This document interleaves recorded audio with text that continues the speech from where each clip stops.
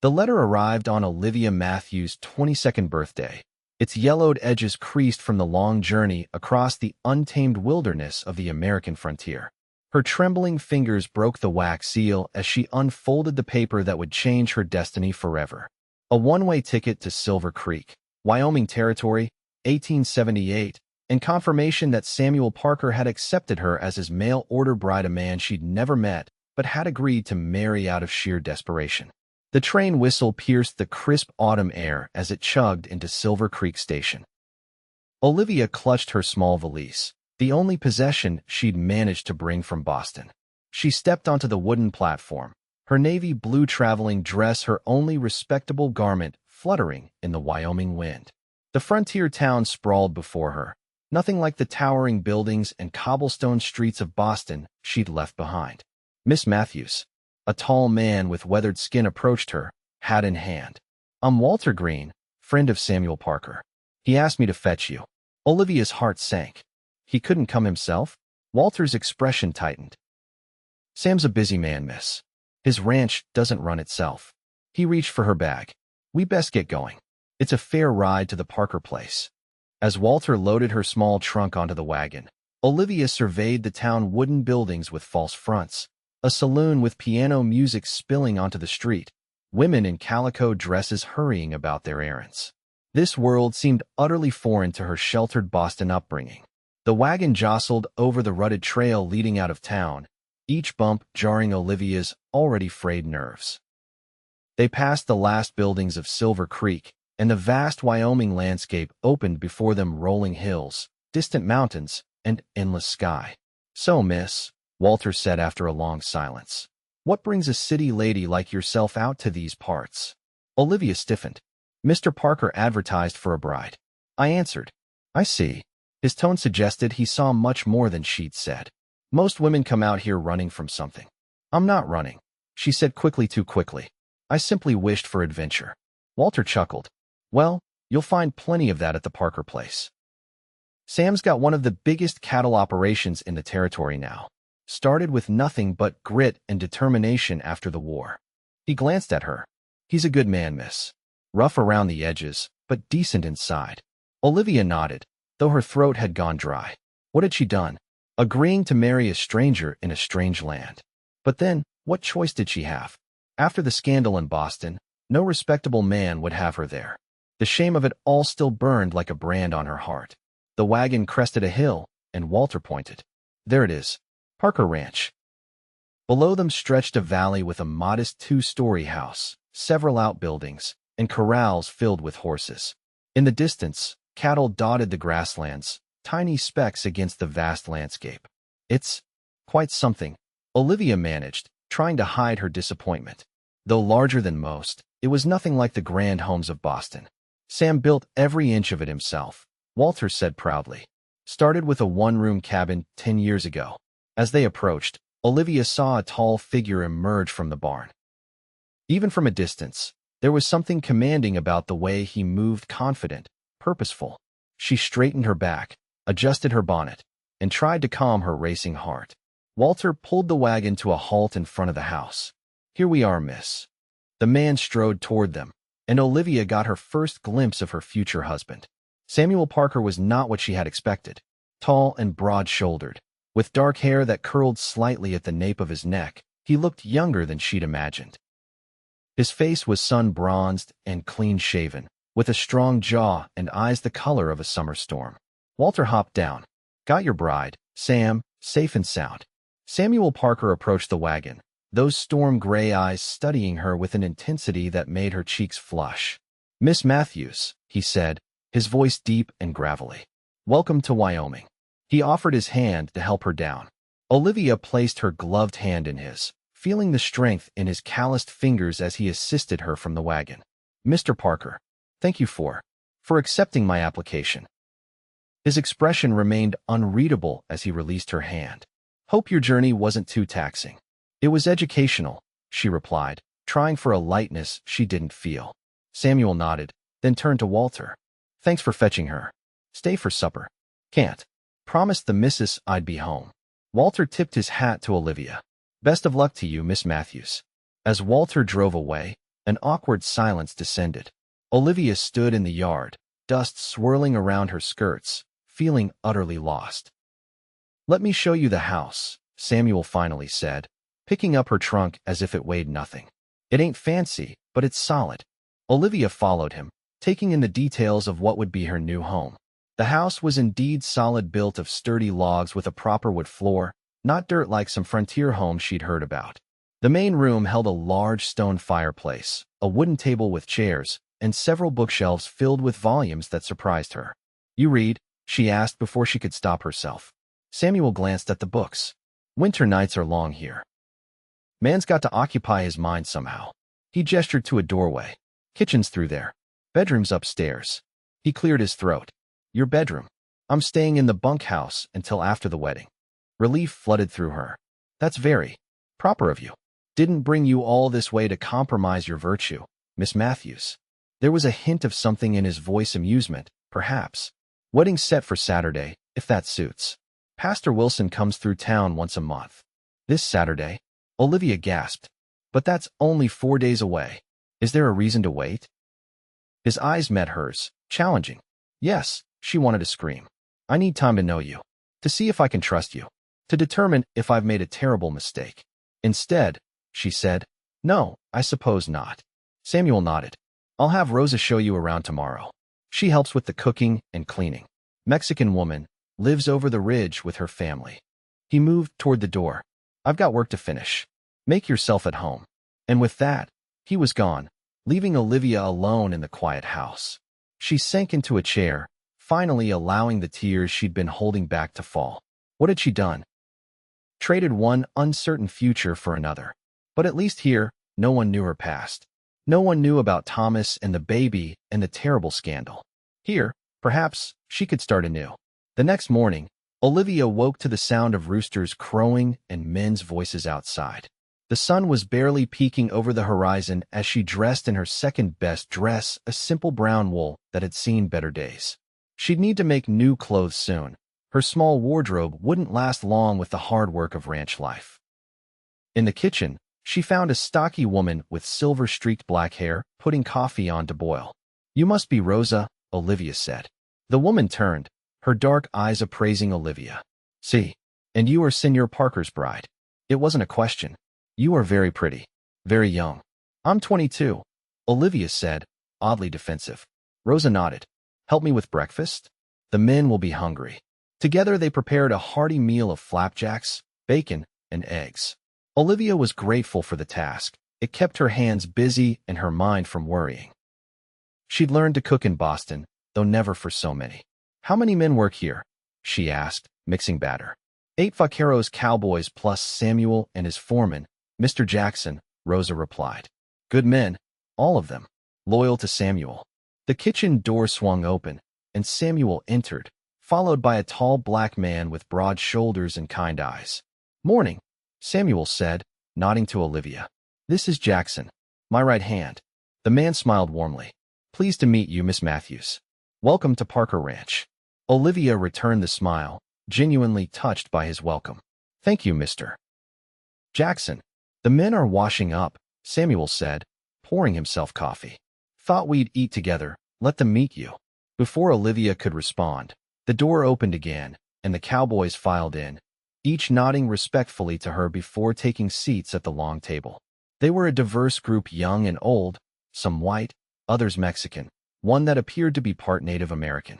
All bore the weathered look of men who worked outdoors. Samuel introduced them: Pete, Charlie, Miguel, Frank, Hank, Luis, Tomas, and Ben. The men mumbled greetings, clearly curious about her, but too polite to stare openly. Olivia served alongside Rosa, feeling their evaluating gazes. These men weren't just ranch hands. They were Samuel's extended family. Their acceptance mattered.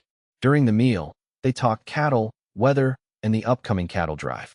Olivia listened, trying to understand this new world of brands and grazing rights, rustlers and water access.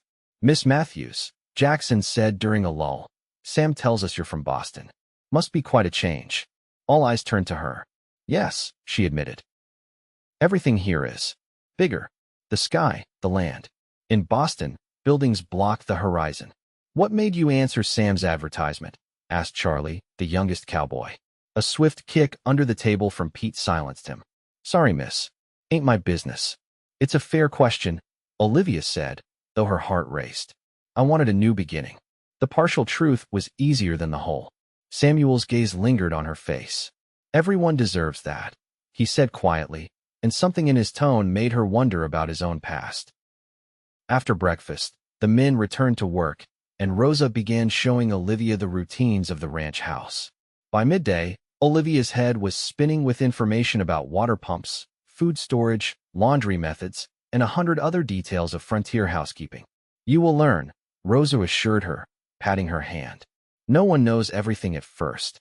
In the afternoon, Samuel found her on the porch, resting her aching feet. "Thought you might like to see the rest of the ranch," he said, holding the reins of 2 horses. Olivia eyed the smaller of the horses, a chestnut mare, with trepidation. "I've never ridden before." "Daisy's gentle as they come," he assured her. "I'll lead her until you're comfortable." With Samuel's steady hands guiding her, Olivia mounted the mare, arranging her skirts as modestly as possible. Samuel swung effortlessly onto his own mount, a powerful black stallion that seemed an extension of the man himself. True to his word, Samuel led Daisy at a walk, showing Olivia the boundaries of the ranch, explaining the seasonal movements of the cattle, pointing out landmarks she could use to navigate if ever lost. His voice grew animated when discussing the land, his eyes brightening with pride and purpose. "How did you come to own all this?" she asked as they paused on a ridge overlooking a creek. Samuel's expression grew distant. "Came west after the war, fought for the Union. Had nothing but $20 and this horse's grandsire." He gestured to the stallion. "Worked as a hand for 5 years, saved every penny. Bought my first 100 acres, then gradually added more." "You built all this yourself?" "Truly. Had help," he acknowledged. "Jackson's been with me since the beginning. Met him during the war." He looked at her curiously. "What about you, Miss Matthews? Your letters told me about your education, your skills with numbers and letters, but not much else." Olivia tensed. "There's not much to tell. My father was a banker. My mother taught me household management. They both died of influenza 3 years ago." "I'm sorry," he said, and seemed to mean it. "And after that, you mentioned working as a governess?" "Yes," she said quickly. "For the Williams family. I left their employ to come here." The lie tasted bitter on her tongue, but she couldn't bear to speak the truth. "Not yet. Perhaps not ever." Samuel studied her face for a long moment, and Olivia had the uncomfortable feeling he could see right through her carefully constructed facade. But he merely nodded and turned his horse back toward the ranch. "We should head back. Storm's coming." Sure enough, dark clouds were gathering on the horizon, and by the time they reached the ranch, fat raindrops were beginning to fall. Samuel helped her dismount, his hands strong and steady on her waist. For a brief moment, they stood close, his face inches from hers, rain dampening their clothes. Something flickered in his eyes' interest, perhaps before he stepped back. "Better get inside," he said gruffly. That evening, as lightning flashed across the Wyoming sky, Olivia sat by the fire, mending one of Samuel's shirts that Rosa had given her. The stitching helped calm her nerves as she contemplated her approaching wedding day. Saturday loomed, just 3 days away now. A knock at the door startled her. Samuel entered, carrying a small wooden box. "Thought you might like some company," he said, oddly hesitant. "Unless you'd prefer to be alone?" "Company would be nice," she admitted. He sat across from her, placing the box between them. "Brought you something." He opened it, revealing a simple gold band. "Wedding ring. If it doesn't fit, the blacksmith can adjust it." Olivia stared at the ring. The reality of her situation hit her anew. "It's lovely," she managed. Samuel watched her face carefully. "Miss Matthews, Olivia, I want to be clear about something. This arrangement, I know it's not what most women dream of." "Few women have the luxury of dreams, Mr. Parker." "Samuel," he corrected. "And that's a sad thing to say for one so young." Olivia's needle paused. "I'm not naive. I understand what's expected in a marriage." "Do you now?" A hint of a smile touched his lips. "And what is that?" Her cheeks heated. "A wife keeps a home, assists her husband, bears children. That's duty," he said. "What about happiness? Companionship? Those matter too." "Those come with time, perhaps," she said carefully. If one is fortunate. Samuel leaned forward. I don't expect you to love me, Olivia. We're strangers, but I hope we might become friends, at least. Partners in this life. The sincerity in his voice touched something within her. I would like that, she whispered. He nodded, seemingly satisfied. Good. That's a start. He rose to leave, but paused at the door. One more thing. Whatever you're running from, and I know there's something, it doesn't matter to me. The past is the past. Out here, we judge folks by what they do, not what they've done. Before she could respond, he was gone, leaving Olivia staring at the door, the forgotten shirt in her lap, and the small box with its gold ring on the table between them. The next 2 days passed in a flurry of preparations. Rosa helped Olivia clean the house from top to bottom, while the ranch hands slaughtered a pig for the wedding feast. Samuel rode into town for supplies, returning with flour, sugar, coffee, and to Olivia's surprise a package wrapped in brown paper. For you, he said, handing it to her with an uncharacteristic shyness. Inside, Olivia found yards of cream-colored fabric and delicate lace. For a wedding dress, Samuel explained. Rosa mentioned you didn't have one. Tears sprang to Olivia's eyes. It was such an unexpected kindness. Thank you, she whispered. That night, she and Rosa worked by lamplight, cutting and stitching the fabric into a simple but elegant gown. As they worked, Rosa spoke of her 30-year marriage to her husband, Eduardo. Marriage is not easy, Nina, she said, her needle flashing in the light. It is work every day, but when there is respect, there can be love. Did you love your husband when you married him? Olivia asked. Rosa laughed. No, it was arranged by our parents. I thought him too serious, too quiet. Her eyes softened with memory. But he was kind. He listened when I spoke. The love grew, like a seed in good soil. Olivia considered this. Perhaps she need not fear this marriage so much. Samuel had shown her nothing but respect and consideration. It was more than many women received from men they'd known all their lives. Saturday dawned clear and cool. Wagons began arriving mid-morning, bringing neighbors from miles around. Apparently, a wedding was cause for celebration in this isolated community, and everyone within riding distance had been invited. Upstairs, Olivia stood trembling as Rosa helped her into the cream-colored dress. It was simple high-necked with long sleeves and a modest bustle, but the lace at the collar and cuffs added a touch of elegance. You look beautiful, Rosa said, arranging Olivia's golden brown hair into a simple updo adorned with wildflowers. Samuel will be pleased. I hope so, Olivia whispered, studying her reflection in the small mirror. She hardly recognized herself, this frontier bride with flowers in her hair. The sophisticated Boston lady seemed a lifetime away. A knock came at the door. Miss Matthews. It was Jackson. Pastor's here. Everyone's waiting. Olivia took a deep breath. I'm ready. Downstairs, the main room had been transformed. Benches had been brought in from the bunkhouse, creating rows of seating filled with people Olivia had never met. At the front, beside the stone fireplace, stood Samuel and a thin, gray-haired man she assumed was Pastor Wilson. Samuel wore a black suit that fit him surprisingly well, his usually unruly hair combed neatly. When he turned and saw her, something in his expression shifted surprise, followed by something warmer that made Olivia's heart flutter. Jackson offered his arm, and Olivia realized he would be walking her down the makeshift aisle. Grateful for his steady presence, she placed her hand on his arm. He's a good man, Jackson whispered as they began walking. The best I know. The ceremony was brief and simple. Pastor Wilson spoke of duty and companionship, of building a life together on the foundation of mutual respect. When the time came for vows, Olivia's voice shook only slightly as she promised to honor and cherish Samuel Parker as her husband. Samuel's voice, in contrast, rang clear and strong. His hand was warm as he slid the gold band onto her finger. With this ring, I thee wed, he said, his eyes never leaving hers. I now pronounce you man and wife, Pastor Wilson declared. You may kiss your bride. Olivia's heart hammered as Samuel leaned down. His lips brushed hers gently, a whisper of a kiss that nonetheless sent warmth spreading through her. When he pulled back, his eyes held a question she couldn't quite decipher. The celebration that followed was unlike anything Olivia had experienced.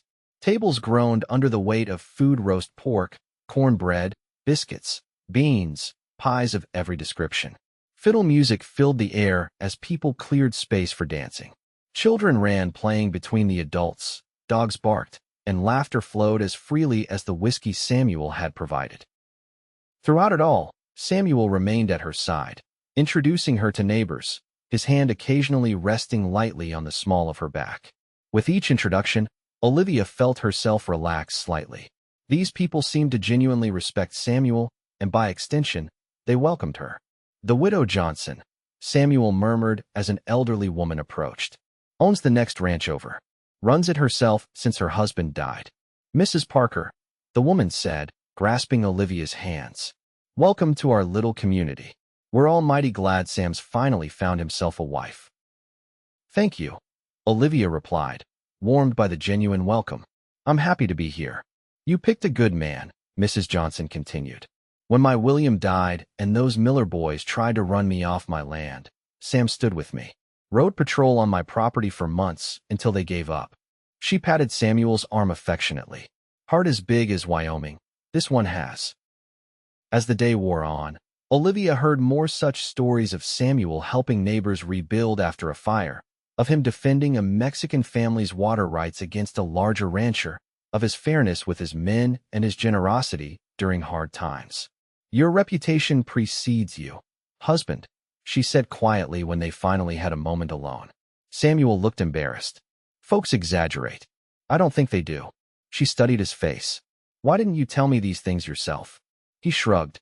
"A man who boasts about his good deeds diminishes them."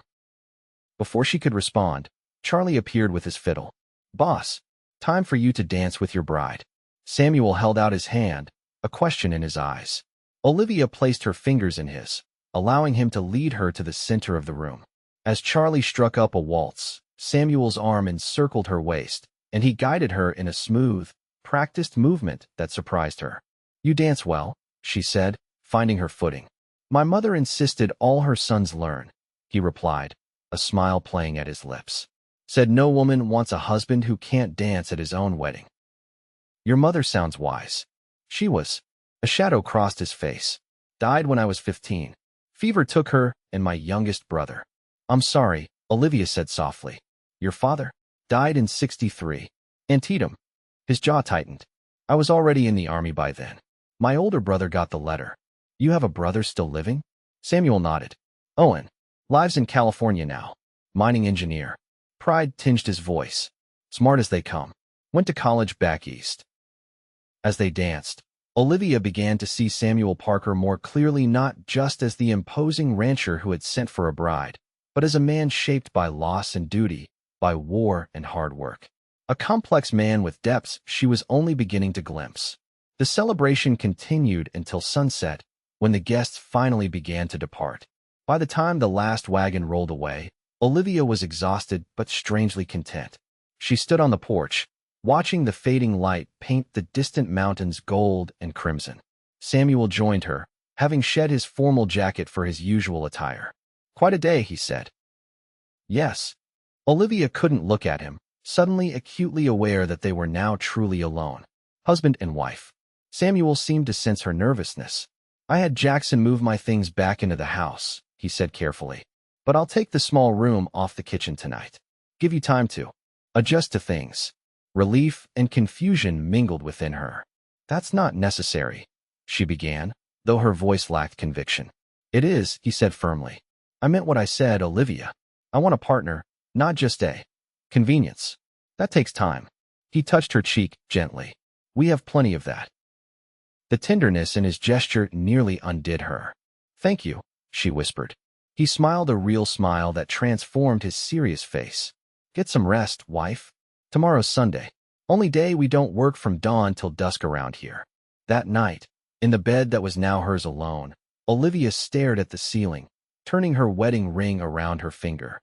Samuel Parker was nothing like she had expected, nothing like the desperate, crude frontiersman she had feared, and nothing like Thomas Harrington, with his smooth words and empty promises.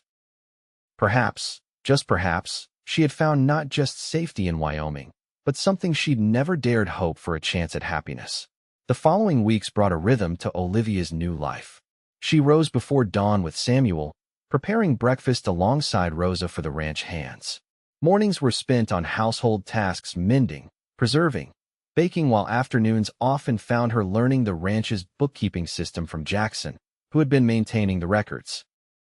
"You've got a good head for numbers," Jackson commented one afternoon as she correctly identified a discrepancy in the cattle tallies. "Sam was right about that. I've always enjoyed mathematics," she admitted. "My father believed girls should be educated as thoroughly as boys." "Progressive man," Jackson nodded approvingly. "Sam thinks the same way. Talks about building a proper school in Silver Creek someday." "Does he?" This was news to Olivia. Samuel rarely spoke of his dreams for the future. "Man's got plans," Jackson said. "Just needs the right partner to help him realize them." In the evenings, after supper with the hands, Samuel and Olivia would often sit by the fire. Sometimes they talked about books they'd read, about the day's work, about the changing seasons. Other times they simply existed in companionable silence, Samuel whittling or cleaning his guns while Olivia sewed or read. True to his word, Samuel continued to sleep in the small downstairs room, though he never mentioned it directly.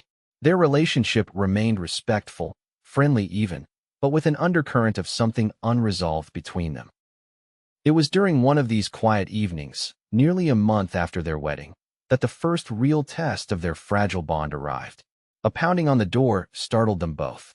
Samuel rose quickly, hand moving instinctively to the pistol he kept on the high shelf. "Who's there?" he called. "It's Tomas, Patron," came the urgent reply. "Rider's coming. Jackson says to hurry." Samuel grabbed his gun belt, buckling it swiftly.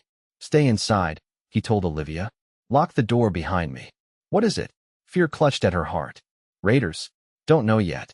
His expression was grim. Could be nothing. Could be trouble. Before she could protest, he was gone, striding toward the barn where lanterns were already being lit. Olivia locked the door as instructed, but moved to the window, peering out into the darkness. She could see the ranch hands gathering, rifles in hand. Jackson was gesturing toward the north ridge, while Samuel listened intently, his posture tense. After a brief discussion, the men dispersed, taking up positions around the property. Minutes stretched into an hour. Olivia paced the floor, jumping at every sound. Finally, she heard hoofbeats approaching, followed by men's voices. She rushed to the window again. Samuel was dismounting, along with Jackson and Pete. Between them was another man, slumped in the saddle, apparently injured. They helped him down and began walking him toward the house. Olivia quickly unlocked the door, opening it wide as the men approached. "What happened?" "Ambush," Samuel said tersely. "This is Henry Walsh. Works for the bar M spread north of here. Found him on the road." The injured man was young, barely more than a boy, with blood staining his shirt along his left side. His face was ashen with pain and blood loss. "Bring him to the table," Olivia directed, instantly shifting into the practical mode she'd learned during her brief nursing experience during the war. "I'll need hot water, clean cloths, and whiskey." The men laid Henry on the kitchen table while Olivia gathered supplies. As she cut away his bloodied shirt, the young cowboy groaned. "Bullet's still in there," Samuel said grimly. "Needs to come out. Doctor's a day's ride," Jackson added. "Boy might not make it that long." Olivia examined the wound, a small, ugly hole just below the ribs on his left side. "I've assisted with bullet extraction before," she said, surprising herself with her steady voice. "During the war, I volunteered at a hospital in Boston." Samuel's eyebrows rose, but he didn't question her. "Tell us what to do." Under Olivia's direction, they sterilized a knife and forceps in boiling water, gave Henry whiskey for the pain, and prepared clean bandages. The extraction was grueling. The boy screamed despite the whiskey, and Olivia's hands were soon covered in blood, but eventually, she located and removed the bullet. "Cleaned through the muscle. Missed anything vital," she announced, relief flooding her voice. "He'll need rest and watching for fever, but he should recover." As she stitched the wound closed, Samuel watched her work with undisguised admiration. "Where did you learn to do this?" he asked quietly. "My father insisted I volunteer at the hospital," she explained, tying off the final stitch. "Said it would give me perspective on my privileged life. I worked alongside a surgeon there for nearly a year." After Henry was settled in the downstairs bedroom with Jackson watching over him, Samuel followed Olivia upstairs. She was washing the blood from her hands in a basin, her face pale with exhaustion. "You're full of surprises, wife," Samuel said, leaning against the doorframe. Olivia didn't look up. It was necessary. It was remarkable. He stepped closer. "You saved that boy's life tonight." "Who shot him?" she asked, changing the subject. "And why?" Samuel's expression darkened. "Cattle rustlers, most likely. They've been hitting the smaller spreads for months now. Bar M lost 50 head last week. Will they come here? They might try." His voice held a steely edge. "But we're ready for them. I've doubled the night watch." Olivia finally looked at him, seeing the worry behind his composed facade. "Be careful," she said softly. Something shifted in Samuel's eyes, warmth replacing the coldness that had been there moments before. "I will." He hesitated, then added, "You're not what I expected, Olivia Parker." "Is that good or bad?" she asked, trying for lightness. "Good," he said decisively. "Very good." He stepped closer, and for a moment, Olivia thought he might kiss her. Instead, he gently tucked a strand of hair behind her ear. "Get some rest. I'll check on our patient." As he turned to leave, Olivia called after him, "Samuel?" He paused, looking back. "Thank you for trusting me tonight." His smile was warm and genuine. "Seems I made a good choice in a wife after all." The aftermath of Henry Walsh's shooting brought changes to Parker Ranch. Samuel increased security, sending men out in pairs rather than alone, and establishing regular patrols of the property boundaries. He also spent more time in town, meeting with other ranchers and Sheriff Mills about the rustling problem. Henry remained at the ranch while he recovered, and Olivia found herself enjoying the young man's company. Just 19, he was eager to learn and full of stories about his childhood in Missouri. During his convalescence, he taught Olivia to play checkers, while she read to him from Samuel's collection of books. "You're good for the boss," Henry commented one afternoon as Olivia changed his bandages. Never seen him smile so much before. Olivia felt her cheeks warm. "We're still getting to know each other." Henry gave her a knowing look. "Way he watches you when you ain't looking. He knows enough." Before Olivia could respond, the door opened, and Samuel himself entered, bringing a blast of cold air with him. November had arrived, and with it, the first hints of winter. "How's our patient?" he asked, removing his hat and coat. "Healing well," Olivia replied, finishing with the bandage. "Another week of rest, and he should be able to ride back to Bar M." Samuel nodded, satisfaction in his expression. "Good work, Mrs. Parker." The way he said her married name sent a pleasant shiver through her. "Got news from town. Sheriffs formed a posse. Going after the rustlers tomorrow." Olivia's stomach tightened. "You're joining them?" "Have to," Samuel said simply. "These are my neighbors. My friends." "I understand," she said, though fear clutched at her heart. "When will you leave?" "Dawn." He glanced at Henry, then back to her. "Can I speak with you privately?"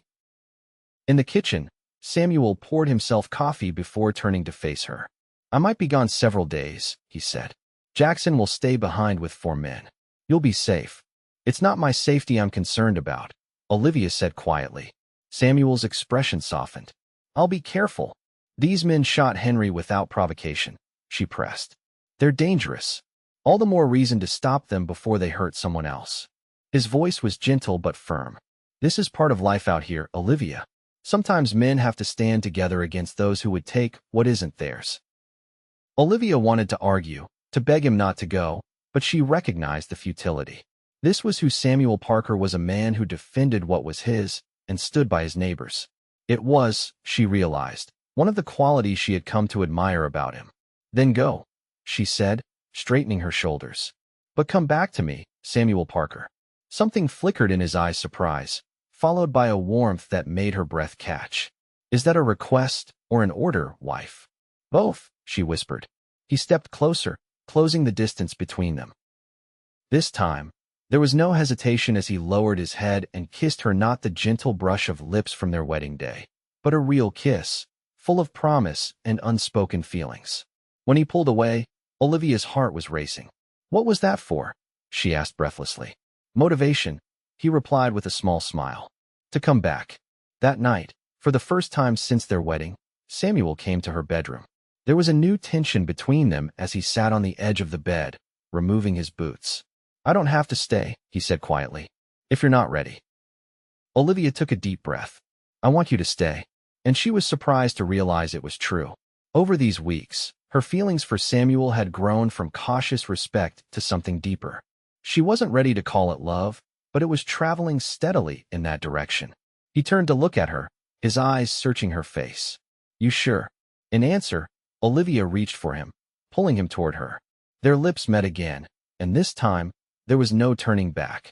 Later, as they lay tangled together in the darkness, Samuel's fingers traced lazy patterns on her bare shoulder. I've wanted to do that since the day you stepped off that wagon, he admitted. Olivia laughed softly, even covered in travel dust and terrified, especially then. His voice grew serious. You looked so brave, standing there in your city clothes, facing a stranger and an unknown future. He pulled her closer. I admired your courage. It wasn't courage, she confessed. It was desperation. Samuel was quiet for a moment.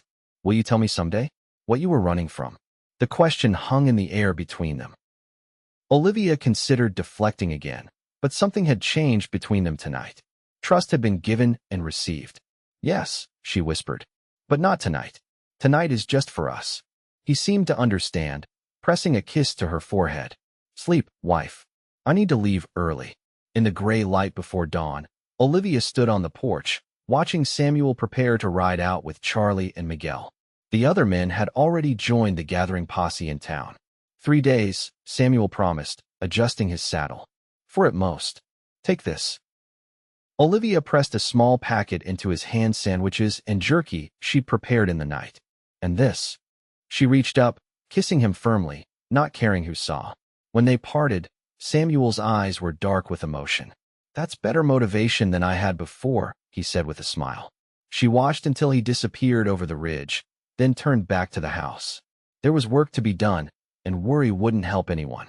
The days of Samuel's absence stretched endlessly. Olivia threw herself into ranch work, taking over some of Jackson's duties so he could focus on security. She checked the books, helped Rosa with preserving the last of the garden vegetables, and continued caring for Henry, who was now able to move around with the help of a cane. On the 4th day, when Samuel had not yet returned, Olivia's anxiety grew. That night, she paced the floor of their bedroom, unable to sleep. The wind howled outside, carrying the first snow of the season, and she couldn't help imagining Samuel out in the cold, injured or worse. Just after midnight, barking dogs alerted her to riders approaching. Heart in her throat, Olivia grabbed her shawl and rushed downstairs, nearly colliding with Jackson in the hall. Stay inside, he ordered, rifle in hand. Could be trouble. Ignoring him, Olivia followed him onto the porch. Through the swirling snow, she could make out 3 riders approaching slowly. As they drew closer, she recognized Samuel's broad shoulders, and relief flooded through her. But something was wrong.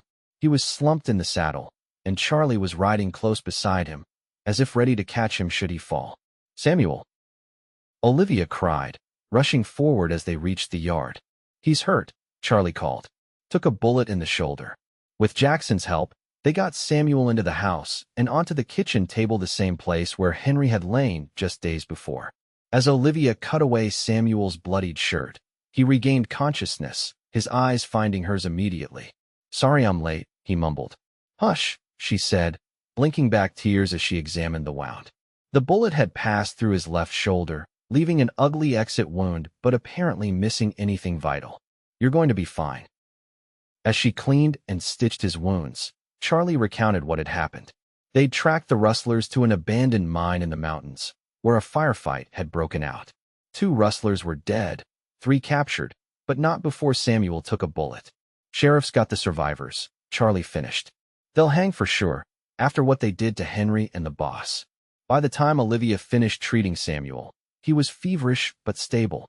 With Jackson's help, she moved him to their bed, where she could watch over him through the night. As dawn broke, Samuel's fever finally broke as well.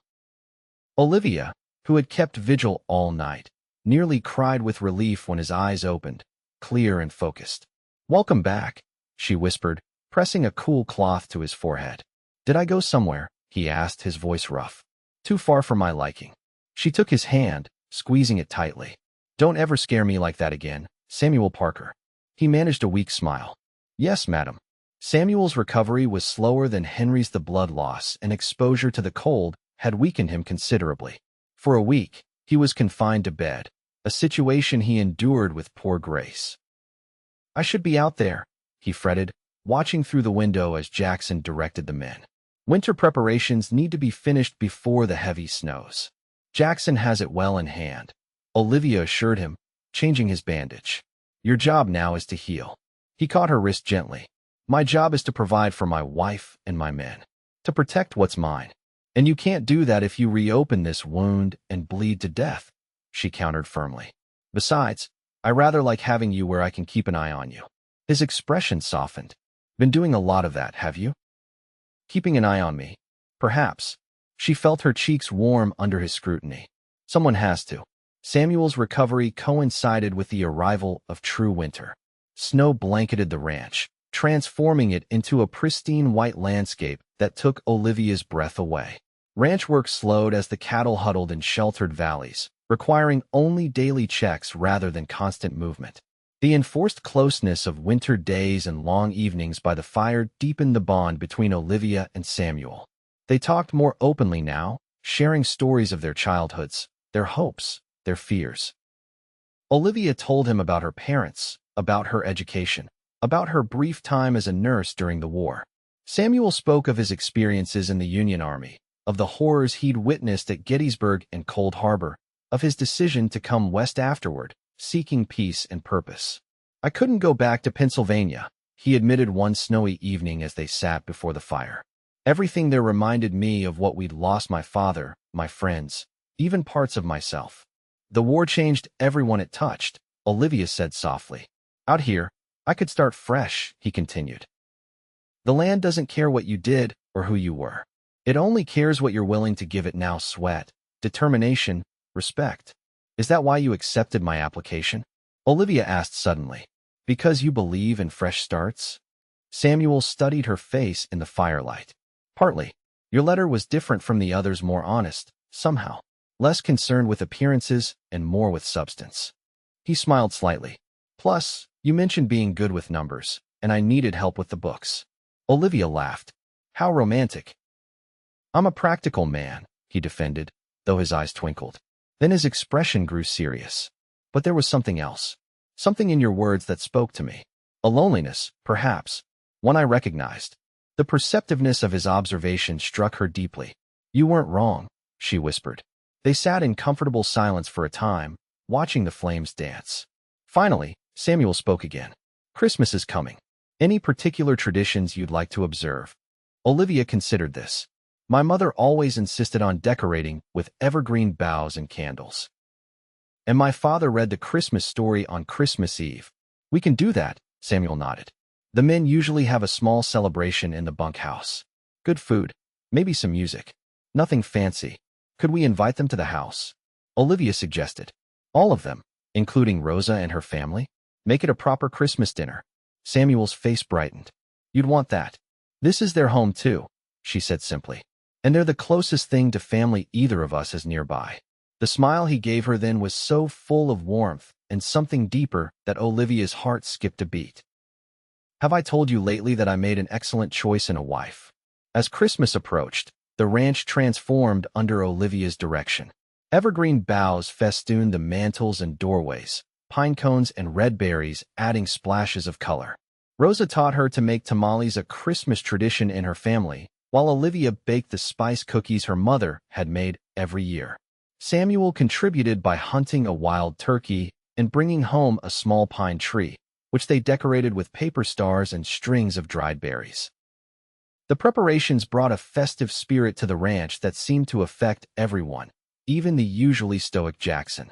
On Christmas Eve, snow fell gently outside as the ranch hands gathered in the main house. The table had been extended with planks and sawhorses to accommodate everyone, including Rosa's husband and their 3 children. The meal was a blend of traditions: tamales alongside roast turkey, spice cookies next to Rosa's sweet empanadas. After dinner, as promised, Samuel read the Christmas story from his mother's Bible, his deep voice filling the room with the ancient words of hope and peace. When he finished, Charlie brought out his fiddle, and soon the house was filled with music and laughter. Later, When the guests had departed to their own beds, Samuel and Olivia stood on the porch, watching the snow fall in the moonlight. "Thank you," Samuel said quietly. "This was special." "It was," Olivia agreed, leaning against him. "I've never felt so at home," he suggested when she faltered. "Yes," she realized with surprise. "This feels like home now." Samuel turned to face her, taking both her hands in his. "I have something for you."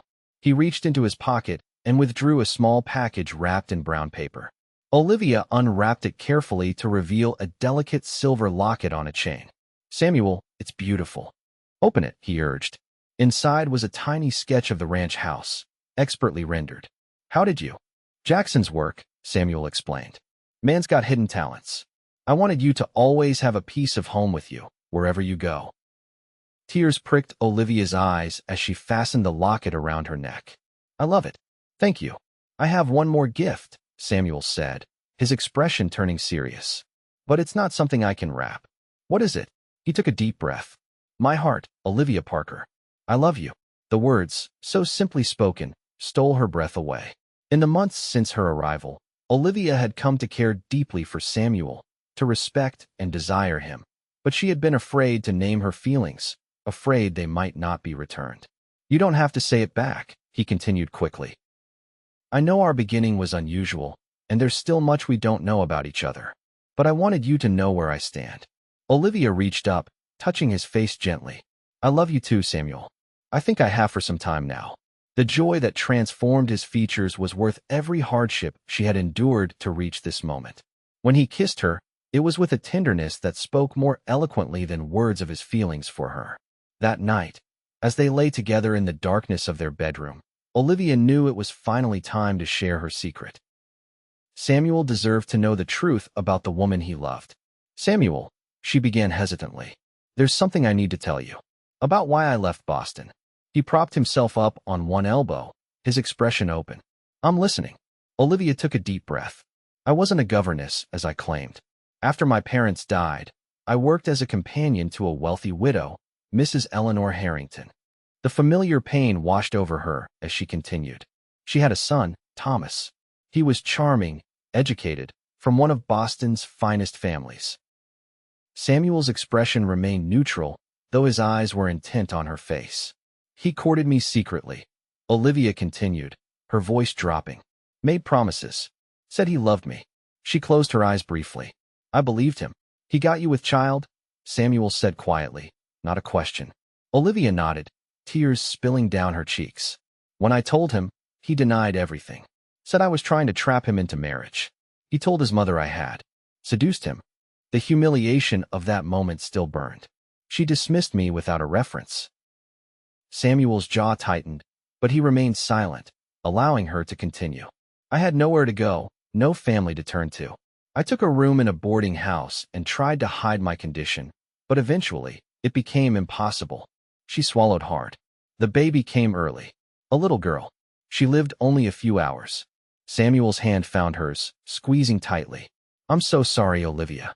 After that, no respectable household would employ me. The scandal followed me everywhere in Boston."